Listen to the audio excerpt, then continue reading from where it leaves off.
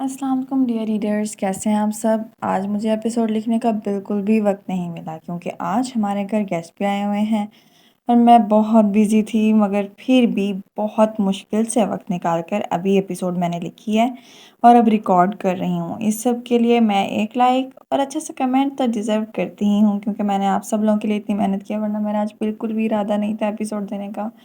میں کافی تھک چکی ہوں اور آگے بھی ایسے بہت سے کام ہونے والے ہیں جس کی وجہ سے میں یہ نہیں لکھ سکتی تھی، لیکن پھر بھی میں نے آپ لوگوں کے لیے یہ اسپیشل ایپیسوڈ لکھی ہے تاکہ آپ لوگ ڈس اپوائنٹ نہ ہوں۔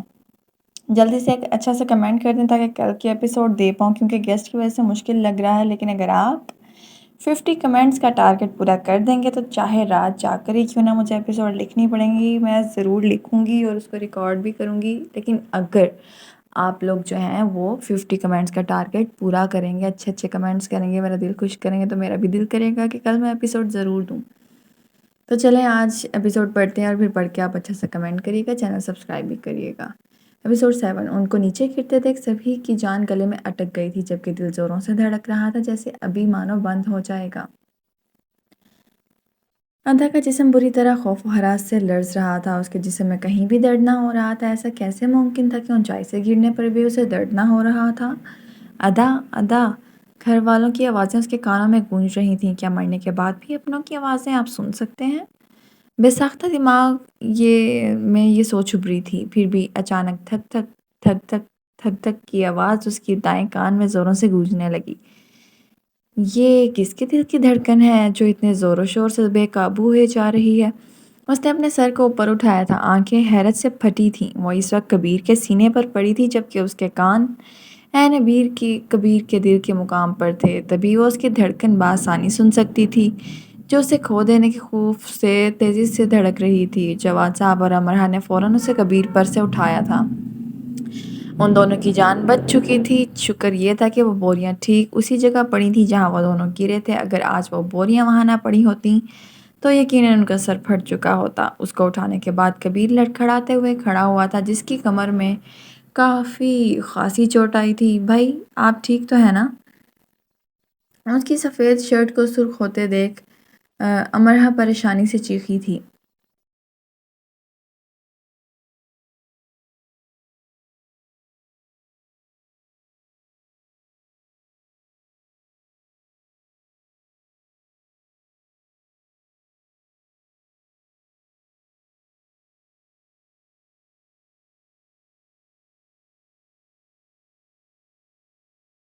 جس پر وہ ضبط سے مسکرایا تھا۔ ہاں، اب سب ٹھیک ہے، وہ ادا کو صحیح سلامت سامنے کھڑا دیکھ بولا۔ جواد صاحب لمحوں میں فیصلہ طے کر گئے تھے، بلواؤ مولوی صاحب کو، نکاح آج ہی ہوگا۔ وہ کبیر کو دیکھتے اس پر خوشخبری کا اعلان کرتے بولے، جس پر وہ سب ششدر رہ گئے تھے۔ گاڑی میں بیٹھے ہیں مولوی صاحب، میں بھی بلا کر لاتا ہوں۔ وہ سر خم کرتے ہوئے بولا تھا۔ وہ اس کی تیزی پر حیران رہ گئے تھے۔ ایسے حیران مت ہوں، داماد بھی تو آپ کا ہی بننے والا ہوں۔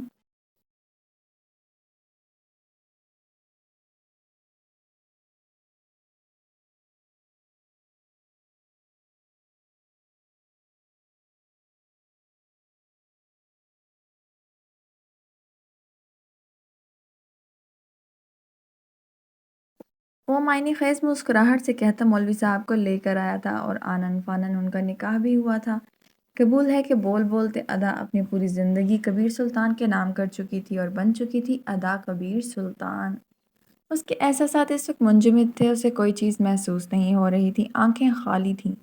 آج ہی تو محبت میں دھوکہ ملا تھا اور آج ہی اس کی زندگی میں کوئی اور شخص داخل ہو چکا تھا جسے وہ جانتی تک نہ تھی۔ وہ اپنے خیالوں میں اسی طرح کھوئی رہتی جب اپنی بابا کی آواز پر وہ ہوش میں آئی تھی۔ ویسے تمہیں کیسے معلوم کہ ہم مان جائیں گے کہ تم پہلے ہی مولوی صاحب کو ساتھ لے آئے تھے؟ وہ اجنبی سے اپنے تازے تازے داماد کو تنقیدی نگاہ سے تکتے ہوئے بولے جو ان کی بیٹی کے ساتھ برا جمان تھا۔ مجھے اپنی محبت پر پورا یقین تھا، اس لیے میں جانتا تھا کہ خالی ہاتھ نہیں لوٹایا جاؤں گا۔ وہ ادا کو دل فریب نگاہوں سے دیکھتے بولا تو وہ خواہ سرخ ہوئی تھی۔ جانتی تھی کہ یہ ڈائریکٹ اظہار نہ تھا، مگر پھر بھی اس کی لو دیتی آنکھوں میں دیکھنا ایک مشکل ترین امر تھا جس میں کئی جذبات ہلکورے لے رہے تھے۔ میری بیٹی کا بہت خیال رکھنا کبیر، میں نے تم پر اندھا اعتماد کیا ہے، میرا یہ بھروسہ ٹوٹنے مت دینا۔ وہ مان سے بولے تھے، لہجے میں بیٹیوں کے باپ والا ڈر بول رہا تھا جس پر وہ سر خم کر کے رہ گیا تھا۔ یقین رکھیں انکل، کبیر سلطان جان سے تو جا سکتا ہے مگر ادا کبیر سلطان کو دھوکہ دیتے اسے تکلیف پہنچانے کا سوچ بھی نہیں سکتا۔ یہ وعدہ ہے میرا۔ اس کے لہجے میں پختگی محسوس کر وہ سب مسکرا دیے تھے جب وہاں کے ماحول کو کرخت آواز نے مشتعل بنایا تھا۔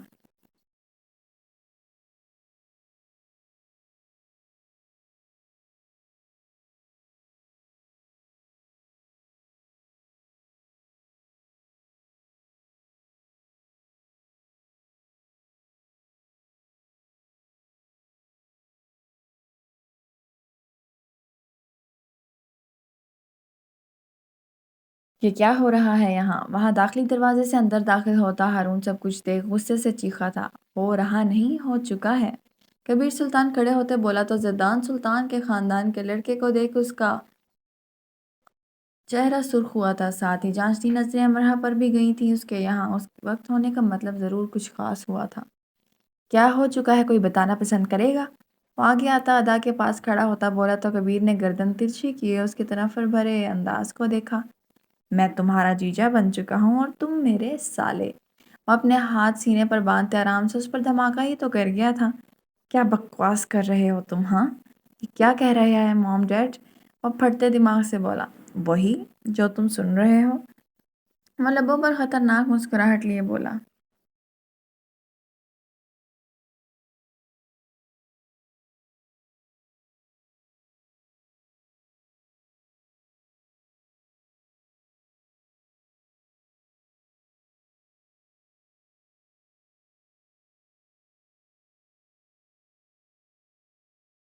یہی سچ ہے بیٹا، وہ دھوکے باز انسان زیدان ہماری ادا کو دھوکہ دے رہا تھا۔ کل وہ سب کے سامنے ہماری بیٹی کا تماشا بنانا چاہتا تھا۔ وہ تو شکر ہے وقت رہتے ہی اس کی حقیقت کھل گئی ادا پر، ورنہ بہت بڑا نقصان ہو جاتا۔ تم سے دشمنی نکالنے کے لیے وہ بس ادا کو استعمال کر رہا تھا۔ ان کی باتوں پر ہارون کا جسم جیسے ایک دم شراروں کی زد میں آ گیا تھا۔ وہ کمینہ اس حد تک گر گیا کہ میری بہن کو دھوکہ دینے چلا تھا؟ اسے تو میں زندہ نہیں چھوڑوں گا۔ وہ ایک دم گالے بکتے بولا تو جواد صاحب نے اسے ایک دم گر کھا۔ بس کرو ہارون، تمہیں اسے کچھ نہیں کہو گے، جو ہونا تھا وہ ہو گیا۔ ادا کا نکاح کبیر سے ہو چکا ہے۔ ویسے بھی تم دونوں کی دشمنی میں میری بیٹی پہلے ہی پس چکی ہے، اب میں اور کوئی تماشا نہیں چاہتا۔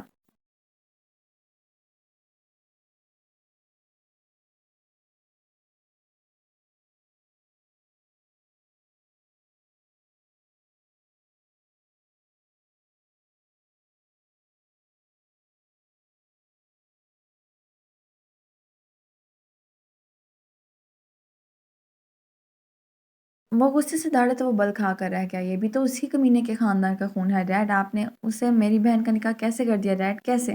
وہ ایک دم شیشے کی ٹیبل کو لات مارتا توڑتے چیخا تو ادا اور امرہ کی چیخیں ایک دم بلند ہوئی تھیں۔ تمہیں کہا تھا نا میں نے اس زیدان سے دور رہنا، پر تم نے میری ایک نہیں سنی اور اب ہمارے دشمن کے بھائی سے نکاح کر کے بیٹھ گئی ہو۔ کمکل لڑکی، تمہیں برباد کر دے گا یہ مجھ سے بدلہ لینے کے لیے۔ ابھی طلاق لو اس سے۔ وہ ادا کو جھنجھوڑتے ہوئے ایک دم اس کا منہ دبوچتے بولا تو وہ بری طرح خوف سے لرزنے لگی تھی اور مسلسل نفی میں سر ہلانے لگی تھی۔ تم میری بات سے انکار کرو گی؟ یو؟ اسے اپنی بات نہ مانتے دیکھ ہارون کا غصے سے ہاتھ اٹھاتا ادا پر، جسے بیچ میں ہی کبیر سلطان نہ صرف تھام چکا تھا بلکہ اس کے ہاتھ کو اچھی طرح چٹک کر رکھ دیا تھا۔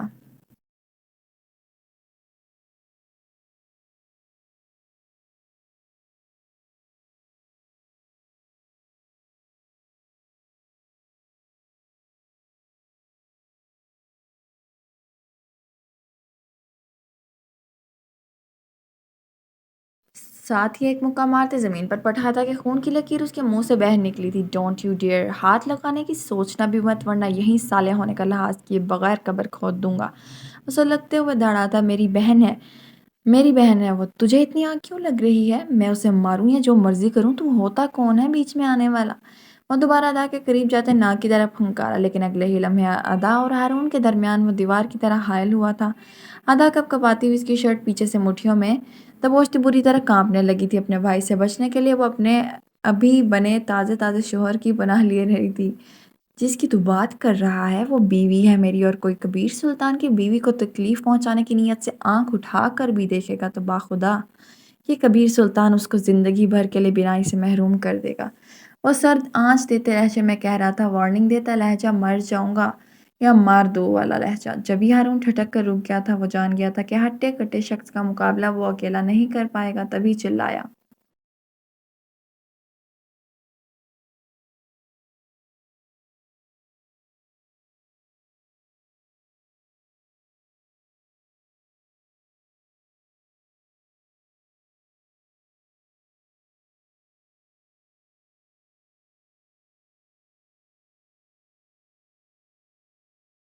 तुम्हें देख लूँगा मैं, शौक से देख लेना साले साहब, अब आना-जाना तो लगा रहेगा।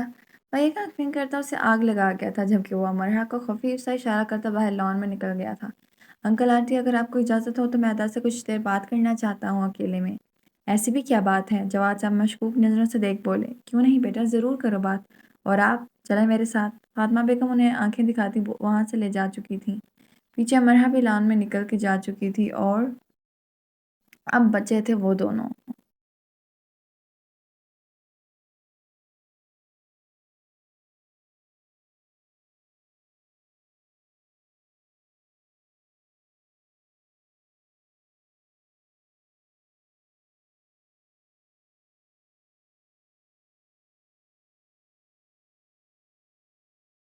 अदा बेचैनी से उँगलियाँ चटखाने लगी थी। भला अब उसे क्या बात करनी थी? क्या वो उसे खुदकुशी के ताने देने लगा था?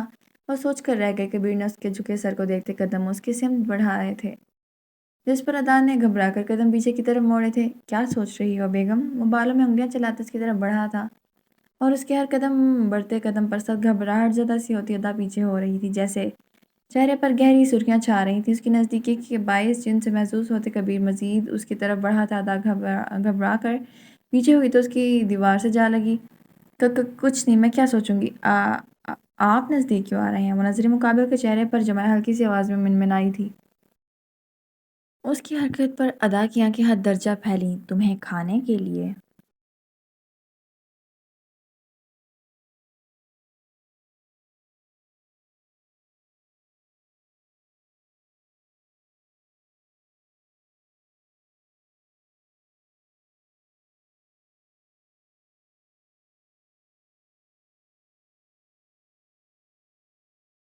वो उसकी गर्दन में मुँह घुसाते गहरी सांस खींचते खुद को पुरसुकून करते बोला तो वो बेयकीनी से अपनी झील सी नीली आंखों को फैलाए उसे खौफज़दा सी देखने लगी थी, जिसके चेहरे पर कोई तासुर नहीं था और अब उसका चेहरा उसकी गर्दन में घुसा गर्म सांसें छोड़ रहा था। वो दोनों हाथ उसके दाएं बाएं जमाए उसके नज़दीक झुका था, जिसकी वजूद पर बेतहाशा कपकपाहट तारी थी।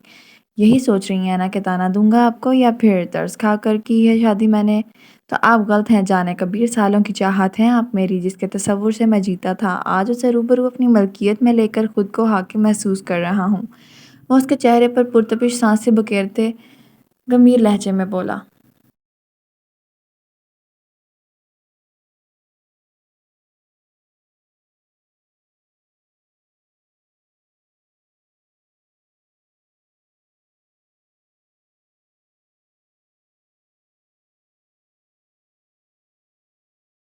हेज़ल ब्राउन आंखों में खुमार की सुर्खी तेज़ी से बढ़ती जा रही थी। सामने खड़ी लड़की से उसकी मोहब्बत शिद्दत अख्तियार करती जा रही थी। अदा की हर एक अदा उसे अपना दीवाना कर देती थी। उस सारे मोहब्बत पर तो जैसे उसकी रही सही जान भी निकलने को थी। शर्म और हया और घबराहट से उसकी जान पर बन आई थी। जी बेख्तियारी में उसका इज़हार मोहब्बत सुनते हुए आंखें पिलाई मिनमिनाई थी। कबीर की नज़रें उसके चेहरे से होते बालों पर अटकी थीं जो उसकी आंखों में हायल हो रहे थे। उसे ये चीज़ बेचैन कर गई थी। वो हाथ उसकी नाजुक कमर से गुजारते एक झटके से उसके बाल जो चेहरे से हटाता उसकी झील सी आंखों पर झुका था, जिनका वो दीवाना था।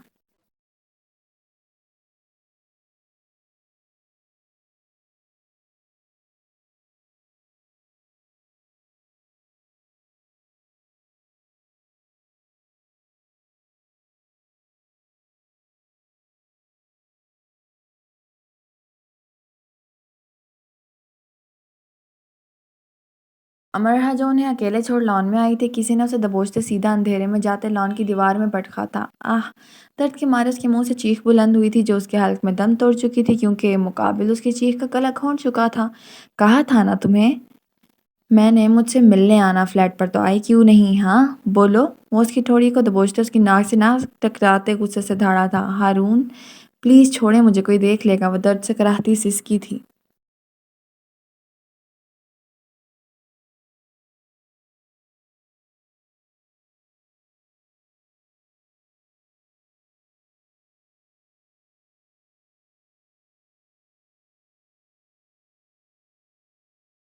جواب دو، میری بات کا آئی کیوں نہیں؟ یا تمہاری محبت بھی باتوں کی طرح کھوکھلی نکلی؟ وہ تمسخر سے اس کے بال دبوچ کر اس کا چہرہ اٹھایا، اس کی ٹھوڑی پر دانت گاڑے بولا تو آنسو بھل بھل کرتے اس کی آنکھوں سے بہنے لگے تھے۔ ہاتھ پیر شدت سے خود کو چھڑانے میں مگن تھے۔ کیونکہ مجھے شادی سے پہلے کوئی تعلق استوار نہیں کرنا۔ بے شک آپ کو میری محبت جھوٹ ہی لگے، مگر میں اپنے تن آپ کو تب تک نہیں سونپوں گی جب تک آپ مجھ سے نکاح نہیں کر لیتے۔ امرا کے اس قدر اچانک دلیری دکھانے پر وہ ششدر رہ گیا تھا۔ یہ دبو سی لڑکی اچانک جنگلی بلی کیسے بن گئی؟ اوہ، تو اب پارسا بی بی کو نکاح یاد آ گیا۔ جب محبت کا ڈھونگ رچا رہی تھی تو کہاں تھی یہ محبت؟ وہ اس کی کلائی مروڑ کر اپنے سینے سے ٹکراتے اس کے کان میں سلگتی سی سرگوشی کرتے گررایا تھا، جس پر وہ سسک سسک کر رونے لگی تھی۔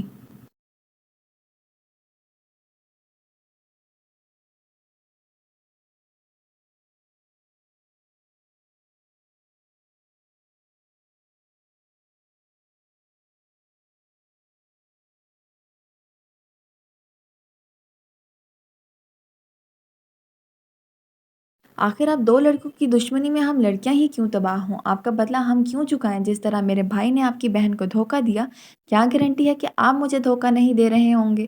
وہ لرزتے لبوں سے اس کی آنکھوں میں اپنی لہو ہوتی نگاہیں گاڑے بولی تو وہ ششدر رہ گیا تھا۔ اگر اب یہ لڑکی اس کے ہاتھ سے نکل جاتی تو زیدان سلطان سے بدلہ لینے کا آخری موقع بھی وہ گنوا دیتا۔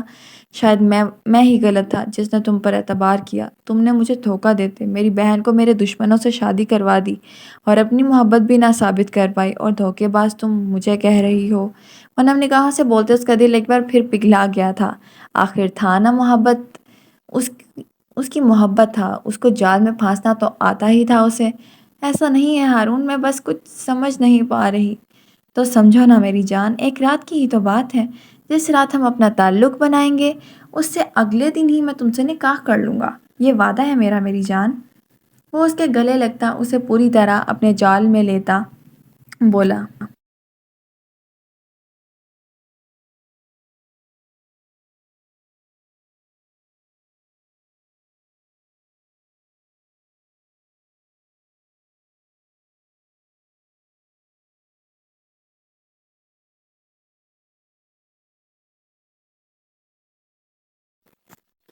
کھاؤ قسم، وہ بے یقینی سے نم نگاہوں سے اسے دیکھ بولی۔ تمہاری قسم۔ وہ شاطرانہ مسکراہٹ لیے اس کے گلے لگتے بولا، کیونکہ اب وہ بہت بری طرح سے اسے رونے کا ارادہ رکھتا تھا۔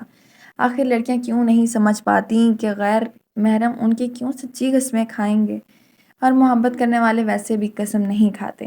تو جلدی سے کمنٹس میں بتائیں کون سا سین زیادہ مزے کا لگا۔ اگلا ایپیسوڈ آپ کو نازلی اسپیشل پر چاہیے یا انہی کی پہ؟